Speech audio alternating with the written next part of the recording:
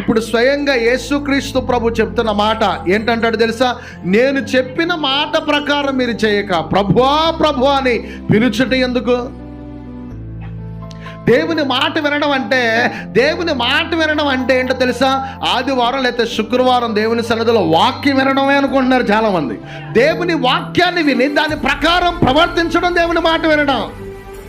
దేవుడు ఏం చెప్తున్నాడో అది చేస్తే దేవుని మాట విన్నట్టు, ఏది చేయొద్దన్నాడో అది చేయకుండా ఉంటే దేవుని మాట విన్నట్టు. చెప్పండి, ఇప్పుడు ఎలా నడవద్దు అంటున్నాడో అలా నడవకుండా నువ్వు ఉన్నప్పుడు దేవుని మాట విన్నట్టు లెక్క. నేను ఇప్పుడు నేను అంటాను, దేవుని వాక్యం విని నీకిష్టం వచ్చినట్టుగా నీ ఇష్టానంగా ప్రవర్తిస్తే అది దేవుని ఇష్టం. చెప్పండి, దేవుని మాట విన్నట్లు కాదు. అదే ధర్మశాస్త్రం వినేవారు నీతిమంతులు కాదు, కానీ ఆ ధర్మశాస్త్రం విని దాని ప్రకారం విని ప్రవర్తించేవారు దేవుని దృష్టిలో నీతిమంతులు. స్తోత్రం.